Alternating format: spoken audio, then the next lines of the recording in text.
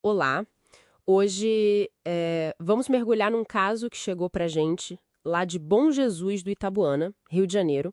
É um recurso jurídico, sabe? Embargos de declaração, processo número 0858974.2024.19.0010. O Evandro Lima de Almeida está tentando basicamente mudar uma decisão que foi contra ele. O centro da confusão toda parece um valor pequeno, né? R$ 291,50. Foi um pagamento via 99Pay, direcionado para o Banco Pan. Só que isso, bom, levou ao bloqueio do cartão do Evandro. E aí virou processo. A primeira decisão disse que a prova dele, um print de tela do pagamento, era, tipo assim, suspeita. Então a nossa missão aqui é entender os argumentos do Evandro, o que ele diz que ficou faltando na sentença, sabe? Ou que se contradiziu. Ok, vamos desenromar isso. Exato. E só para a gente alinhar aqui rapidinho, esses embargos de declaração eles têm uma função bem específica no processo, né? Estão lá no artigo 1022 do Código de Processo Civil. A ideia não é rediscutir tudo de novo, mas sim pedir para o juiz esclarecer algum ponto que ficou meio obscuro, omisso ou contraditório na decisão que ele mesmo deu. É um ajuste fino, digamos. Entendi, faz sentido. E o primeiro ponto que o Evandro ataca é justamente esse print, a validade dele. Ele argumenta que a imagem tem tudo ali. O ID da transação, data, hora, o valor certinho, 291,50, quem recebeu, o Banco Pan, até o código de barras. Mas a decisão achou suspeito. Por quê? Porque a 99Pay chegou com extratos deles, internos, e essa transação não estava lá. Fica uma palavra contra a outra, né? Uma tela contra um extrato. Pois é, e o que é fascinante aqui, sabe, é como isso joga a luz numa tensão que a gente vê cada vez mais. O consumidor com a prova que ele consegue gerar ali na hora na interface do app, e do outro lado, a plataforma que tem os dados lá dentro nos servidores dela.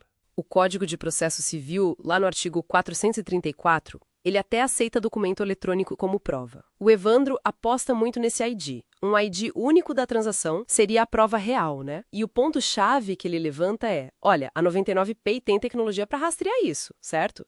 Mas eles não vieram refutar aquele ID específico, não tecnicamente. Só mostraram outros extratos que não tinham a transação. Por que será, né? Fica a pergunta. Boa pergunta mesmo. E isso já puxa o gancho para a segunda omissão que ele aponta. A 99Pay teria mostrado só o histórico de Pix, transferências, mas não o histórico completo de pagamento de boletos, que foi o caso dele, um boleto pago. O Evandro diz que ele mesmo juntou o histórico de boletos dele, tem até o ID lá, 71518489, mas que isso não foi nem olhado. Ele chega a sugerir que a empresa foi negligente ou talvez até agiu de má fé por não dar informação completa. Uhum. E se a gente conectar isso com o quadro maior, entra o Código de Defesa do Consumidor, o CDC. O artigo 6º, inciso 3, fala do direito básico à informação, clara, adequada. E tem também o inciso 8º, no mesmo artigo, e o 373 do CPC, que falam da inversão do ônus da prova. Isso é importante.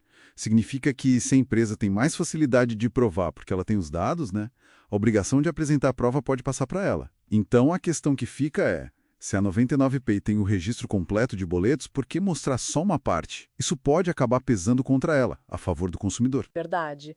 E olha só, não é só a 99Pay que está na mira dele, não. O documento também aponta para o Banco Pan. A acusação é que bloquearam o cartão do Evandro sem avisar antes. Mesmo a discussão sendo sobre um pagamento que ele afirma ter feito. Ele cita o CDC de novo, artigos 14 e 39, falha no serviço, prática abusiva.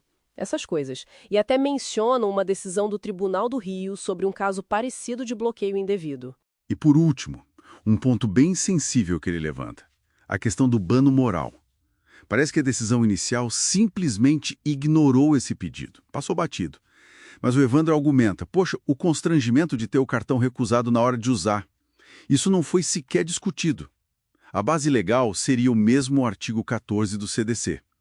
responsabilidade objetiva. Ou seja, a empresa responde pelo dano que a atividade dela causa, não precisa nem provar a culpa direta dela no bloqueio em si, mas sim a falha no serviço como um todo. Certo. Então, resumindo o que ele pede nesses embargos, ele quer que o juiz, primeiro, reconheça o print dele como prova válida. Segundo, que mande a 99PI mostrar o histórico completo de boletos. Terceiro, que reafirme que a obrigação de provar era das empresas, inversão do ônus. Quarto, reavalie a responsabilidade do Banco Pan nesse bloqueio. E quinto, finalmente analise o pedido de dano moral. Tipo assim, um pedido para dar uma segunda olhada geral, né, mais cuidadosa com os detalhes e com a lei do consumidor. Exato. E isso tudo levanta uma questão bem maior, que vai além desse caso específico, né? Como é que a justiça está lidando com essa diferença de poder, essa assimetria de informação que é tão comum hoje nas transações digitais?